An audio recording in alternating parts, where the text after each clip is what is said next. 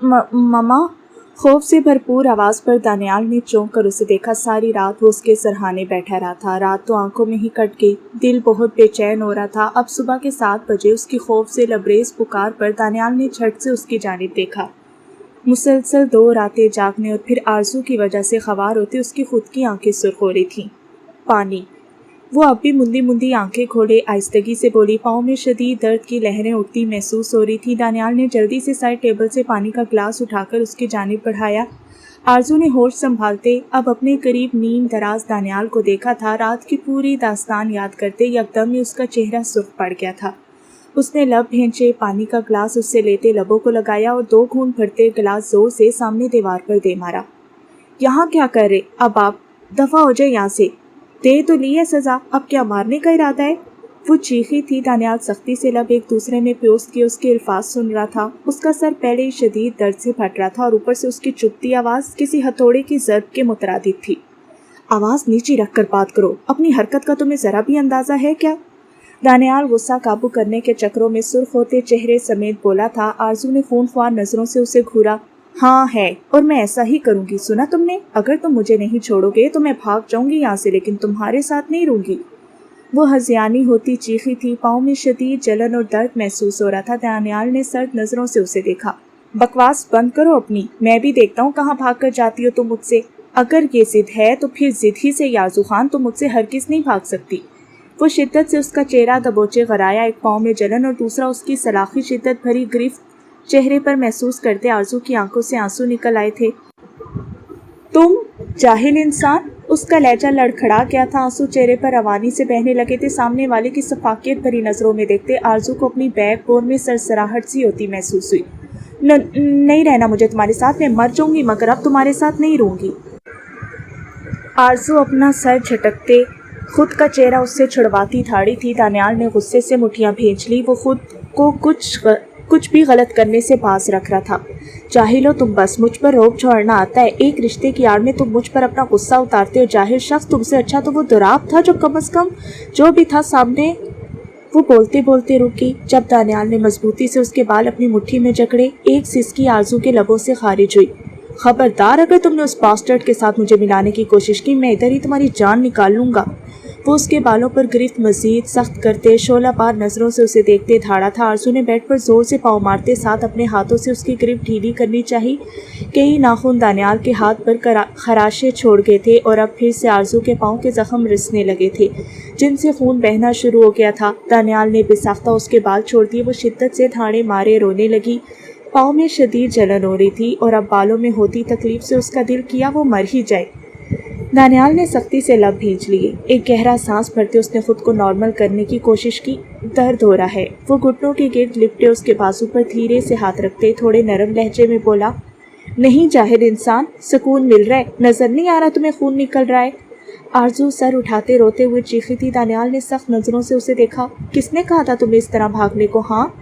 Daniyal bed سے اٹھ کے الماری سے فرسٹ ایڈ نکالتے وہ اس کے پاؤں کے قریب بیٹھ گیا۔ تھوڑی دیر پہلے والا غصہ اس کے چہرے پر کہیں نہیں تھا، لیکن ہاں تھوڑی بہت سختی ضرور نظر آ رہی تھی۔ آرزو نے پاؤں پیچھے کی جانب کھینچے جس پر دانیال نے اسے گھورتے واپس اس کے پاؤں پکڑتے اپنی گود میں رکھے تھے۔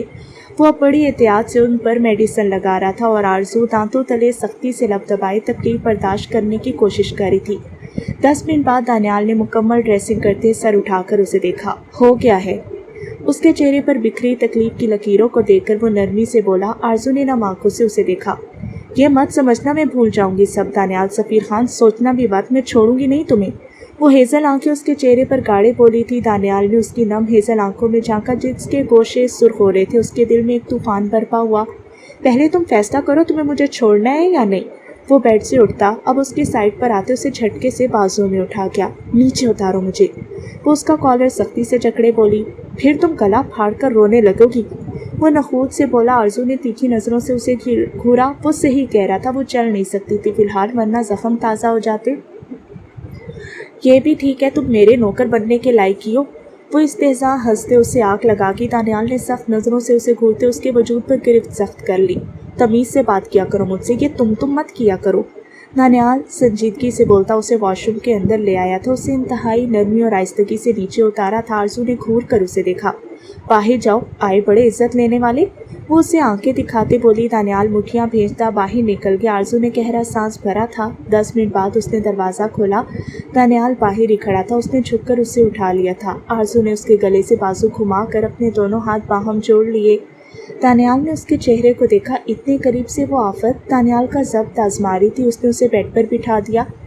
नीचे जाना है, मुझे भूख लगी है, वो मुंह बनाते बोली। दानियाल ने लब दांतों तले दबाए। पहले तमीज़ से बात करो, फिर लेकर जाऊंगा।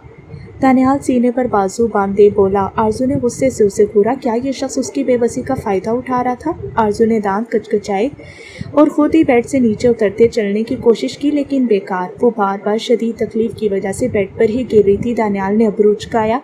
तुम होते कौन हो मुझे तमीज़ सिखाने वाले? मैं ऐसे ही बात।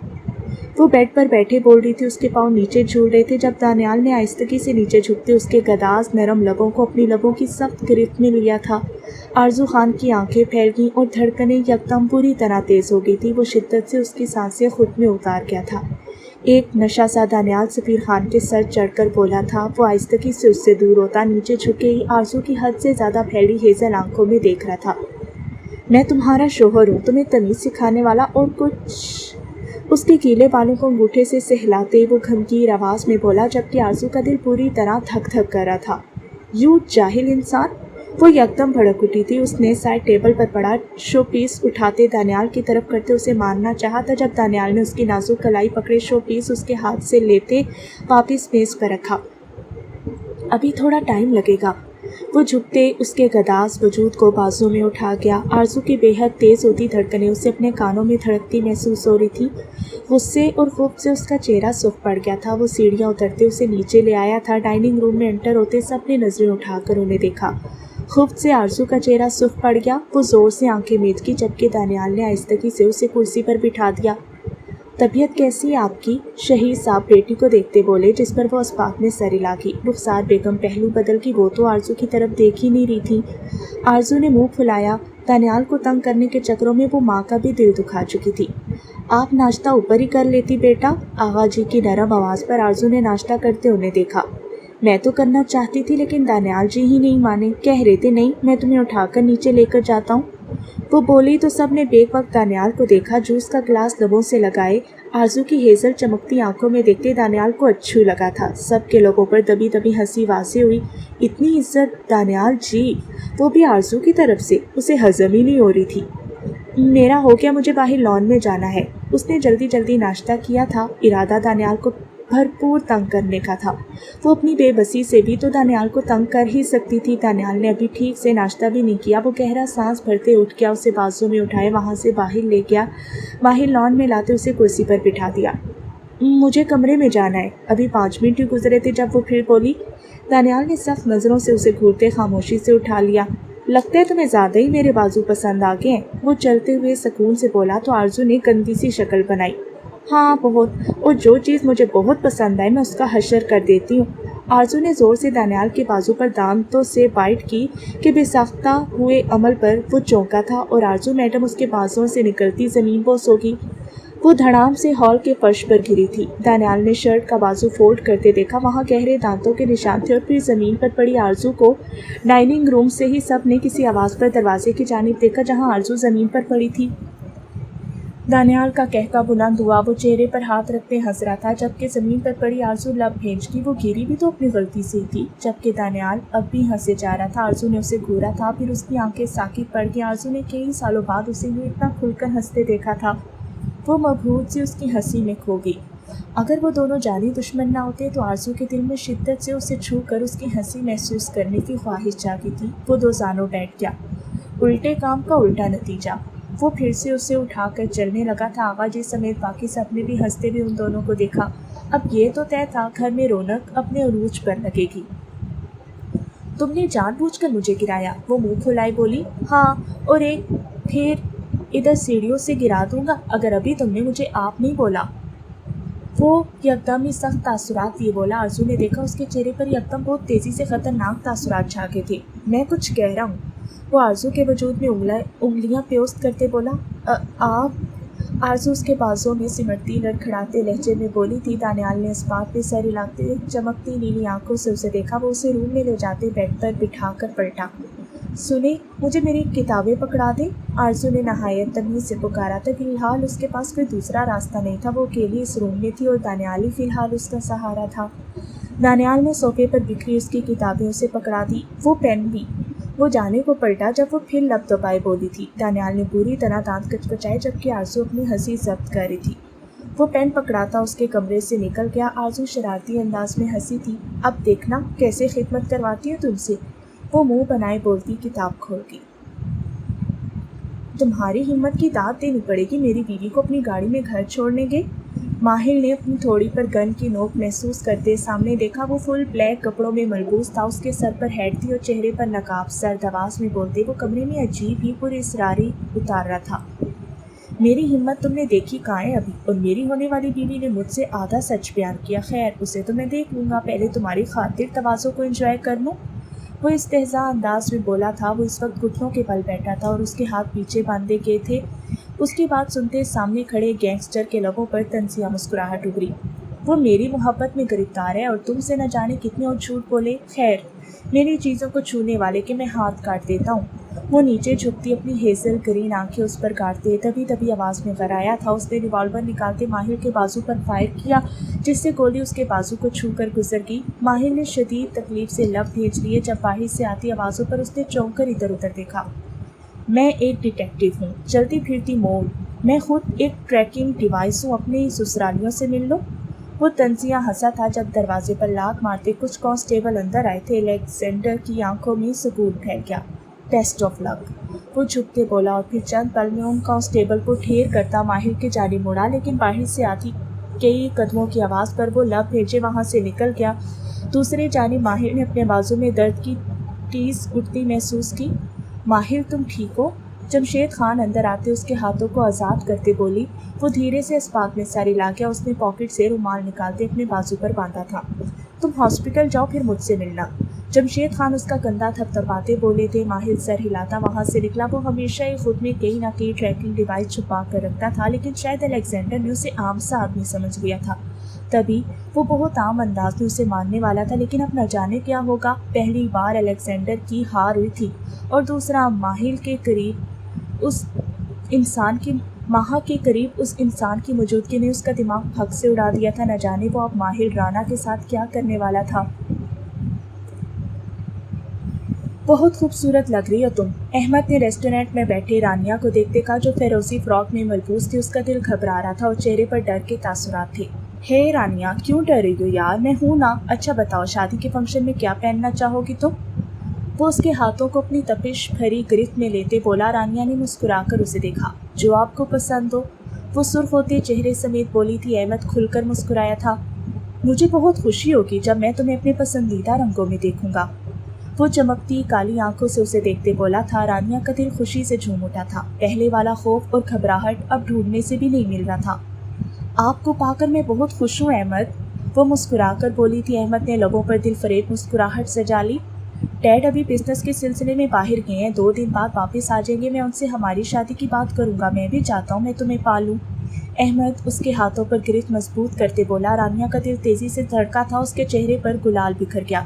میں اور انتظار نہیں کرنا چاہتا رانیہ، میں جلد از جلد تمہیں اپنانا چاہتا ہوں۔ خیر کل میرے گھر ایک چھوٹی سی پارٹی ہے، تم نے ضرور آنا ہے، احمد اٹھتے ہوئے بولا۔ رانیہ نے بے بسی سے اسے دیکھا۔ پلیز کیا تم میرے لیے اتنا نہیں کر سکتی؟ احمد آنکھوں میں اداسی لیے بولا تو رانیہ نے اس بات میں سر ہلایا تھا۔ ویسے بھی احمد اس سے بہت محبت کرتا تھا، وہ ہر پل اس کا خیال رکھتا تھا۔ رانیہ بہت ہی زیادہ خوش تھی کہ احمد جیسا خیال رکھنے والا انسان اس کی زندگی میں شامل ہونے والا ہے۔ ایسے میں وہ احمد کو ناراض ہرگز نہیں کرنا چاہتی تھی، تبھی فوراً سے مان گئی تھی۔ کہاں گئی وہ فائل؟ جمشید خان نے پوری الماری چھان ماری تھی، غرض اپنے کمرے کا ایک ایک کونا چھان مارا تھا، لیکن وہ فائل ان کے لاکر سے نہ جانے کہاں غائب ہوگی، اور اب مل نہیں رہی تھی۔ وہ فائل ان کے لیے بہت اہم تھی۔ وہ گھر سے غصے سے نکلتے سیدھا اسٹیشن آئے تھے۔ ماہر بھی ان کے سامنے بیٹھا تھا، اس کے بازو میں سفید پٹی بندھی ہوئی تھی۔ کیا ہوا سر، اتنے پریشان کیوں ہیں؟ ماہر نے جمشید خان کو دیکھتے کہا، جس پر وہ لب بھیج کے اس میں بہت حساس انفارمیشن تھی، وہ کسی پر بھی اعتبار نہیں کرنا چاہتے تھے۔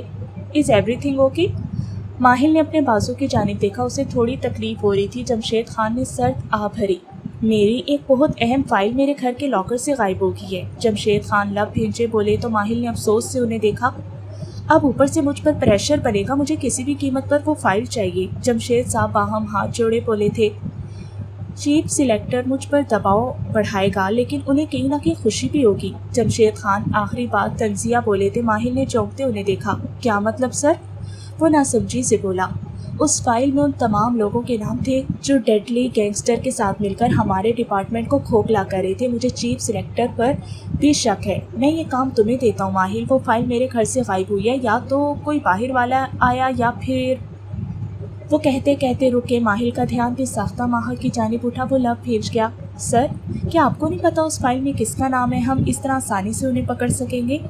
माहिर ने आसान हल पेश किया था। जमशेद खान ने अफसोस से उसे देखा। नहीं, वो फाइल मैंने खोलकर भी नहीं देखी थी।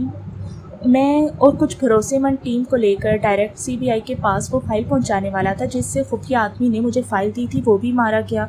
जमशेद खान बहुत परेशानी से बोले थे। माहिर ने लब दबाते कुछ सोचा। ओके सर, मैं ढूंढने की कोशिश करता हूँ, आप परेशान ना हो। वो सर हिलाते बोला था। जमशेद खान ने इस बात में सर हिलाया। और मेरी बेटी पसंद आ गई तुम्हें? वो मुद्दा बदल गए। माहिर ने मुस्कुराते हुए इस बात में सर हिलाया था। जमशेद खान ने खुशी से उसे देखा। तो फिर कब तक शादी की डेट फाइनल करें? जमशेद खान खुश थे। 15 दिन बाद। माहिर मुस्कुरा कर बोलता, उनसे हाथ मिलाता वहाँ से निकल गया। इरादा उनके घर जाने का था। अस्सलाम वालेकुम।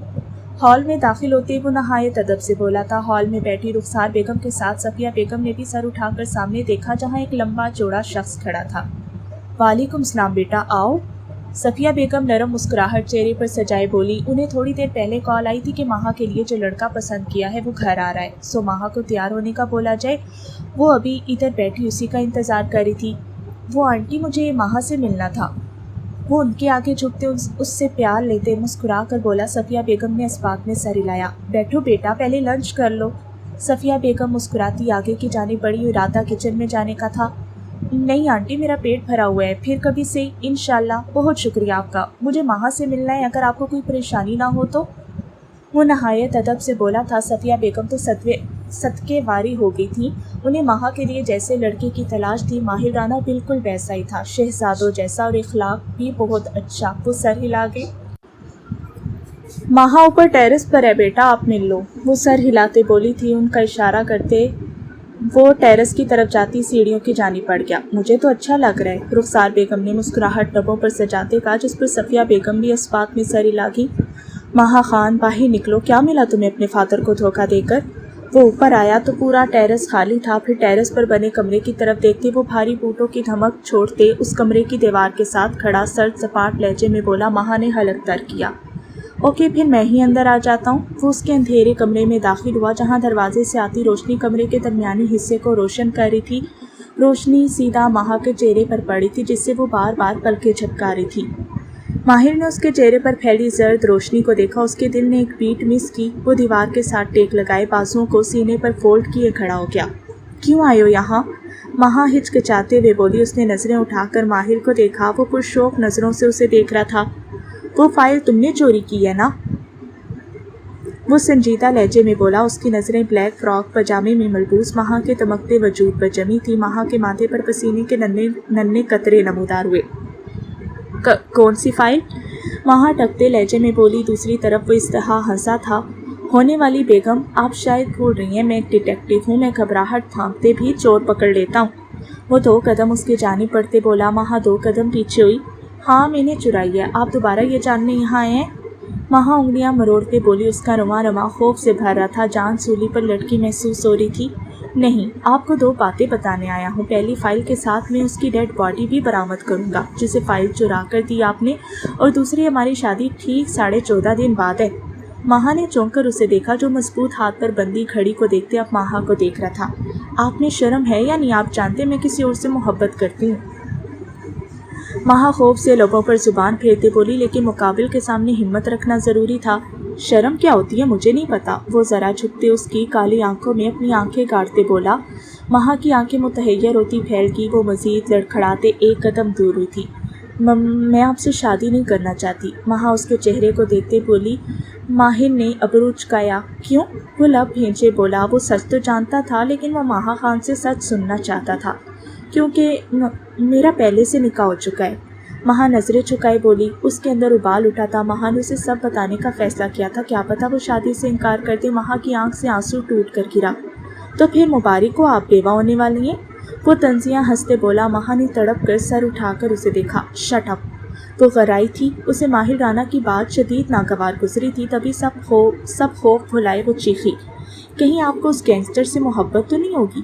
وہ دانت پیستے لفظ چبا کر ادا کرتے بولا۔ مہا نے چونک کر اسے دیکھا، اس کا دماغ معاف ہو رہا تھا۔ تو یعنی وہ شخص سب جانتا تھا۔ مہا کا وجود گھبرا اٹھا تھا، دل بند ہونے لگا۔ اس نے نم آنکھوں سے اسے دیکھا۔ اس کی آنکھ سے آنسو پھستا، اس سے پہلے وہ نیچے گرتا۔ ماہر نے اپنی چوڑی ہتھیلی آگے بچھا لی، جس سے آنسو ماہر کی ہتھیلی پر پھیل گیا۔ مہا نے چونک کر اسے دیکھا۔ نہ ہونے والی بیگم، آپ کے آنسو بھی میری وجہ سے بہنے چاہیے۔ ان آنسو پر میرا اختیار ہونے والا ہے۔ یہ تو خلا لینے کی تیاری پکڑیں یا بیوہ ہونے کی، کیونکہ شادی تو ہماری ضرور ہوگی۔ وہ مٹھی زور سے بند کر گیا۔ مہا حیرت سے اس ڈھیٹ انسان کو دیکھ رہی تھی، جو دیکھنے میں کسی کا بھی چین سکون برباد کر دے، لیکن اس کی باتیں وہ بھی سکون برباد کر سکتی تھیں۔ وہ بہت خطرناک ہے ماہر، وہ دھیمے اٹکتے نمی بھرے لہجے میں بولی۔ ماہر نے زور سے آنکھیں میچی۔ نہ کریں ہونے والی بیگم، مت لیں نام، میں نے 15 دن کو 5 دن میں بدل دینا ہے۔ وہ چمکتی نظروں سے اسے دیکھتے بولا۔ مہا نے شدید غصے سے اسے گھورا تھا، مجھ سے دور رہیں ورنہ آپ کا انجام بہت برا ہوگا۔ پہلا وار تو آپ دیکھ ہی چکے ہیں۔ مہا نے اس کے کندھے پر بندھی وائٹ پٹی کی طرف اشارہ کیا۔ مہا کو 90% یقین تھا یہ الیگزینڈر کا کام ہی ہو سکتا ہے۔ ماہر نے پٹی کے بعد مہا کو دیکھا۔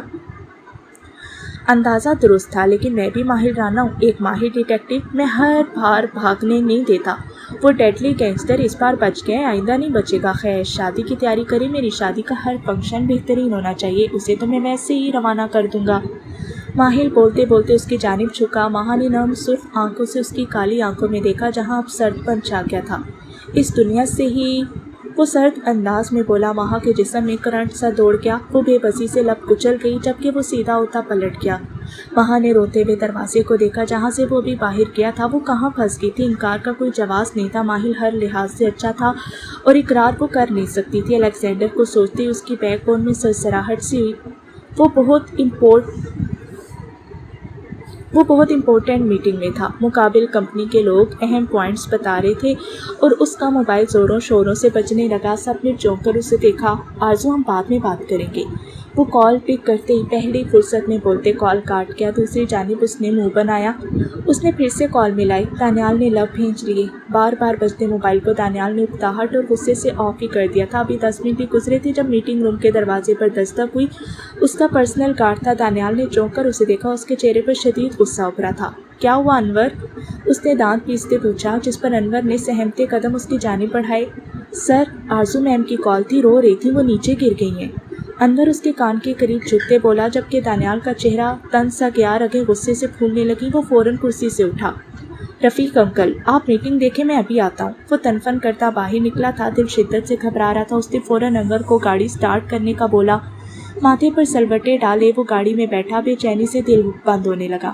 فل سپیڈ میں انور کو گاڑی چلانے کا آرڈر دیتے وہ 30 منٹ کی دوری کو 15 منٹ میں طے کرتے گھر پہنچا۔ جلدی سے گاڑی سے باہر نکلتے اندر کی جانب بھاگا۔ پورا ہال خالی تھا، یقیناً سب لوگ اپنے اپنے کمروں میں آرام کر رہے ہوں گے۔ وہ 2 3 سیڑھیاں کٹھی پھلانگتے اوپر آرزو کے کمرے کی جانب بڑھا۔ تیزی سے دروازہ کھولتے اس نے کمرے کا جائزہ لیا۔ آرزو، کہاں ہو تم؟ گھبراہٹ سے پور لپٹی آواز میں اسے پکارتے اس نے ادھر ادھر نظریں گھمائی۔ پورا کمرہ خالی تھا۔ آرزو، ڈیم اٹ، کہاں ہو تم؟ اس کا دل بری طرح بے چین ہوا تھا جب ہلکی سی آواز اسے واش روم سے آئی تھی۔ دروازہ ہلکا سا کھلا تھا۔ آرزو، واش روم کی جانب قدم بڑھاتے اس نے پکارا تو اگلی جانب آرزو نے ہنکار بھرتے جیسے اسے اپنی موجودگی کا احساس دلایا تھا۔ دانیال نے دروازہ کھولا تو وہ فرش پر بیٹھی ہوئی تھی، بال بکھرے ہوئے، آدھا دوپٹہ گلے میں جھول رہا تھا۔ دانیال نے لب بھینچے آگے بڑھتے اسے بازوں میں بھرا اور اٹھاتے اسے باہر لاتے بیڈ پر بٹھا دیا۔ یہ کیا حرکت تھی؟ تم کسی کو آواز دے لیتی۔ دانیال بیڈ پر بیٹھتے اس کے پاؤں دیکھتے بولا۔ اسے سامنے پا کر دل کو کچھ سکون ہوا تھا۔ آرزو نے لب دانتوں تلے دبائے۔ کوئی نہیں آ رہا تھا، وہ معصومیت سے بولی۔ دانیال نے سر اٹھا کر اسے دیکھا۔ وہ آنکھوں میں معصومیت کا جہاں آباد کیے بیٹھی تھی۔ دانیال نے شوقی نظروں سے اسے دیکھا۔ یہ آفت اور اتنی معصومیت۔ مجھے کال ہوتی ہے، کسی اور کو نہیں ہوتی کیا؟ وہ اب اس کی جانب کھسکتے اس کے قریب بیٹھتے شوقی نظروں سے اسے دیکھتا بولا۔ مجھے پتہ نہیں چلا، میں گر گئی تھی، میرا بازو بھی ہل نہیں رہا تھا، یہ دیکھیں ایسے نہیں ہو رہا۔ آرزو نے اپنا بازو فولڈ کرتے بتایا تھا کہ ایسے نہیں ہو رہا، مطلب وہ کر کے بتا رہی تھی کہ بازو اس طرح فولڈ نہیں ہو رہا۔ دانیال کو پل میں اس کی شرارت سمجھ آ گئی تھی۔ وہ کتنی اہم میٹنگ چھوڑ کر آیا تھا اور پھر دل میں کتنے برے خیال آ رہے تھے۔ تم واش روم میں موبائل لے کر گئی تھی؟ دانیال نے اس کا بازو پکڑتے کہا۔ آرزو کے ذہن میں کوئی جواب ہی نہیں آ رہا تھا، وہ بس مصنوعی سا ہنسنے لگی۔ دانیال نے دانتوں تلے لب دباتے اس کے بازو پکڑ کر سیدھے کرتے کھینچ دی۔ آہ! وہ چیخی تھی۔ اس نے دانیال کو گھورا۔ اب ایسے ہو جائے گی، ہو نہیں رہی تھی نا؟ دانیال سر کو ہلاتے بولا۔ آرزو لب بھیج کی، اب تو وہ خود ہی پھنس گئی تھی۔ ایک اتنی مشکل سے واش روم میں گئی، اپنے اچھے بھلے بال بکھیرے اور اوپر سے اس نے چوری کتنے آرام سے پکڑ لی۔ آپ مجھے ہمیشہ تکلیف ہی کیوں دیتے ہیں؟ وہ منہ بنا کر بولی۔ اب بازو میں درد کی ٹیس اٹھتی محسوس ہو رہی تھی، آنکھیں نم ہونے لگی تھی۔ اچھا ہوتا وہ اسے کسی اور آئیڈیا سے تنگ کر لیتی۔ دانیال نے اس کی کمر میں ہاتھ ڈالتے یکدم بیڈ پر گرتے اسے خود پر گرایا تھا۔ آرزو کے وجود میں سنسنی سی دوڑ کی، یوں بھی کل سے دانیال خان کا دل عجیب انداز میں دھڑک رہا تھا۔ وہ ایک نظر کا جادو ہو رہا تھا اس پر۔ میں تکلیف سمیٹ بھی لیتا ہوں، وہ اس کی پھیلی ہیزل آنکھوں میں دیکھتے بولا۔ آرزو کے گلے میں گلٹی ابھر کر معدوم ہوئی، وہ نظریں چرا گئی تھی۔ نہ جانے اس جاہل کو کیا ہو گیا تھا صبح سے۔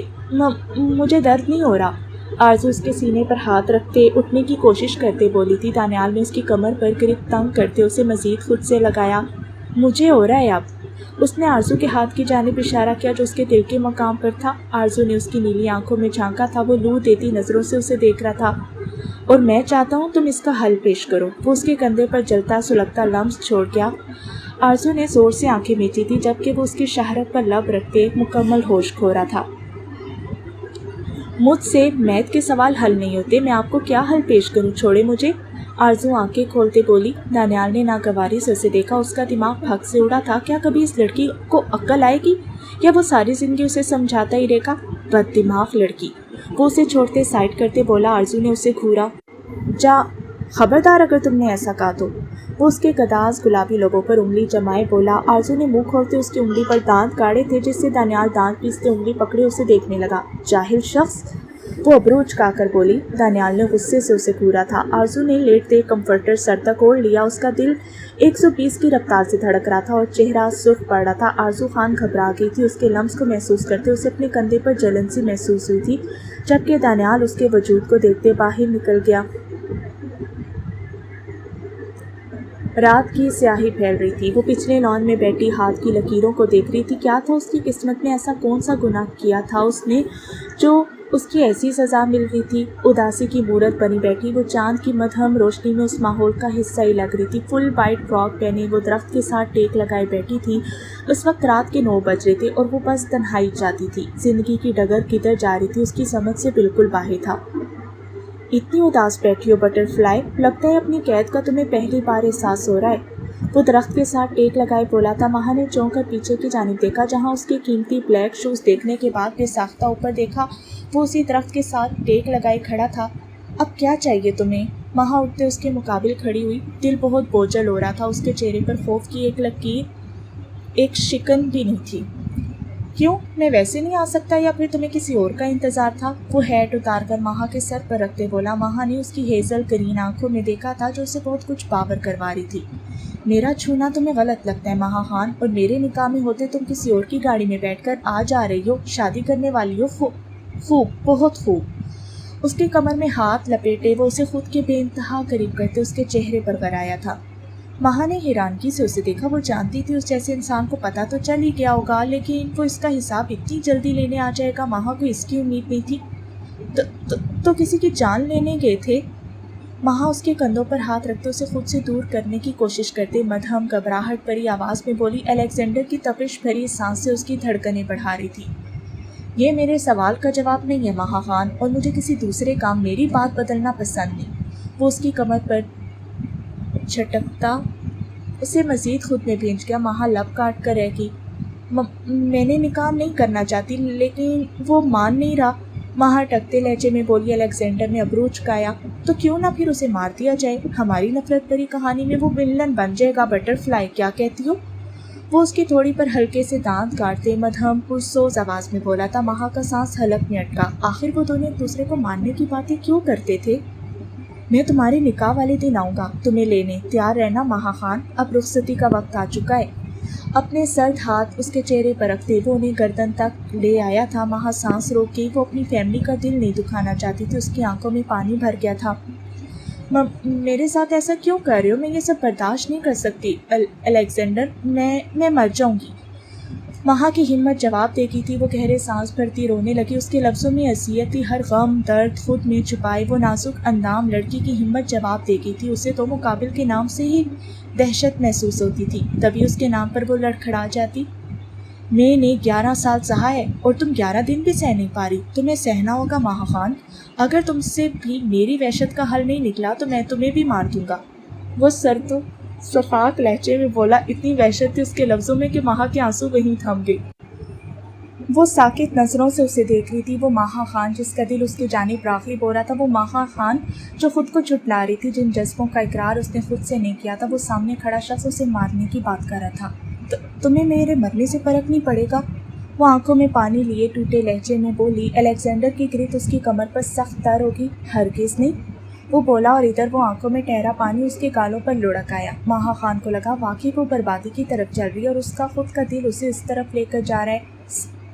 وہ آہستگی سے چھپتے اس کے گالوں پر بہتے آنسوں کو لبوں سے چوم گیا۔ مہا کے لبوں سے سسکی آزاد ہوئی۔ مار تو پھر مجھے، کم از کم میں اس 2 طرفہ جنگ سے بچ جاؤں گی۔ وہ لب بھینچ گئی تھی۔ الیگزینڈر نے سر اٹھا کر اسے دیکھا۔ اس نے اس کے بالوں میں ہاتھ پھنساتے اس کا چہرہ اپنے چہرے کے بے حد قریب کیا تھا۔ 2 طرفہ؟ ہاں، تم صرف اور صرف میری ہو۔ میں تم سے محبت کروں یا نفرت فرق نہیں پڑتا، لیکن تم پر حق صرف میرا رہے گا، واحد میرا۔ وہ اس کے کپ کپاتے لبوں کے پاس جھکتے بولا۔ اس کی تپش بھری سانسوں نے مہا کا حلق خشک کر دیا۔ اس کے ہونٹ مہا کے گداز لبوں کو چھو رہے تھے۔ اگر دوبارہ تم نے اس کے بارے میں سوچا تو تم مجھے اچھے سے جانتی ہو، دا ڈیڈلی گینگسٹر، دغا کی صرف ایک ہی سزا دیتا ہے، موت۔ وہ بولتے بولتے اس کے کان کے قریب جھکتے کان کی روح کو لبوں سے کاٹ گیا تھا۔ مہا کے وجود میں کرنٹ سا دوڑ گیا۔ وہ زور سے آنکھیں میچ گئی۔ وہ پرتپش جلتا لمس اسے اپنی گردن کی پور پور پر محسوس ہو رہا تھا۔ میں تمہیں لینے آؤں گا اور اس دن آر یا پار ہوگا مہا خان، یا تو تم میری یا پھر موت میری۔ وہ ایک جھٹکے سے اسے چھوڑ گیا۔ لانگ کوٹ کی جیب سے سگار نکال کر لبوں میں دبائی۔ اتنی شدت سے طلب ہو رہی تھی کہ اس کا سگار کا دھواں اب ہوا میں تحلیل کیا تھا۔ سامنے کھڑی لڑکی اس کا ضبط آزما رہی تھی۔ وہ اس کی جانب ہرگز جانا نہیں چاہتا تھا۔ الیگزینڈر نے اپنی ہیٹ مہا کے سر سے اتار کر اپنے سر پر رکھی۔ بٹر فلائی، میری وحشتوں میں قید ہونے کے لیے تیار رہنا۔ وہ 2 قدم پیچھے ہوا۔ مہا نے دیکھا وہ پیچھے کی جانب جا رہا تھا۔ اگر کسی نے وہاں اسے دیکھ لیا تو؟ وہ یکدم بھاگتا آگے کی جانب آیا۔ مہا کی آنکھیں حیرت سے پھیلتی جا رہی تھی۔ جب وہ دیوار پھلانگ گیا، مہا نے گہرا سانس بھرا۔ وہ وہاں سے بھاگتی اندر گئی تھی۔ دل بہت عجیب ہو رہا تھا، ایک طرف ماہر تھا تو دوسری طرف الیگزینڈر۔ کاش وہ دونوں ایک دوسرے کو مار دیتے اور مہا یوں ہی بچ جاتی۔ تمہارا کام ہو گیا، میرے پیسے؟ الیگزینڈر لبوں میں سگار دبائے بولا تھا۔ دھواں ہوا میں چھوڑتے اس نے سامنے کھڑے 2 آدمیوں کی طرف اشارہ کیا جو ایک ٹرک کے پاس کھڑے تھے۔ انہوں نے مڑ کر ٹرک کو دیکھا اور ایک سوٹ کیس اس کے جانب بڑھایا جسے اس کے آدمی نے تھام لیا تھا۔ الیگزینڈر وہاں سے پلٹ گیا۔ اپنے گھر پہنچتے وہ بڑے کروفر سے اندر داخل ہوا تھا۔ سیدھا کمرے میں گیا، ہیٹ اتارتے ٹیبل پر رکھی۔ اس کے چہرے پر 7 تاثرات تھے۔ الیگزینڈر؟ وہ فریش ہوتا ابھی باہر نکلا ہی تھا جب باہر سے قاسم کی گھبرائی سی آواز اسے سنائی دی۔ اس کے ماتھے پر بلوں کا جال بکھر گیا۔ اس نے ہمیشہ کی طرح ہنکار ابھرا۔ وہ فائل جو تم نے چیف سلیکٹر کو دینے کا کہا تھا، وہ جاسوس لے گیا۔ قاسم نے اپنا حلق ترک کرتے کہا۔ اسے اس وقت شدید خوف محسوس ہو رہا تھا۔ وہ الیگزینڈر سے اچھے سے واقف تھا۔ اس کا دل بند ہونے لگا۔ یو باسٹرڈ، ایک کام تم سے نہیں ہوا قاسم۔ ہیڈ سر پر رکھتے وہ اپنے آدھے چہرے کو چھپائے دروازہ دھڑام سے کھولے۔ باہر آندھی طوفان بنا نکلا تھا۔ قاسم ڈر کے 2 قدم پیچھے اچھلا۔ میں نے بہت کوشش کی لیکن وہ مجھ سے چھین کر لے گیا۔ قاسم کا لہجہ اس کے بھسم کر دینے والے انداز کو دیکھتے لڑکھڑا گیا۔ گدھے ہو تم سب کے سب، پورے ملک کو قابو میں رکھا ہوا ہے میں نے، اور تم سے ایک ڈیٹیکٹو قابو نہیں آ رہا، مر جاؤ تم سب۔ الیگزینڈر نے تیش میں گن نکالتے قاسم کے ماتھے پر رکھ دی کہ وہ گھبرا اٹھا۔ الیگزینڈر، اس نے ہمارے 2 بندے مار دیے۔ وہ بہت چلاک ہے، نہ جانے سے کیسے پتہ چل گیا ہم چیف سلیکٹر کے پاس جا رہے ہیں؟ قاسم کپ کپاتے لہجے میں بولا۔ الیگزینڈر نے دانت پیستے گن واپس کوٹ میں رکھی۔ ایک قبر کا انتظام کرو، شخص کی موت اب طے ہے۔ الیگزینڈر تن پن کرتا واپس کمرے میں بند ہو گیا۔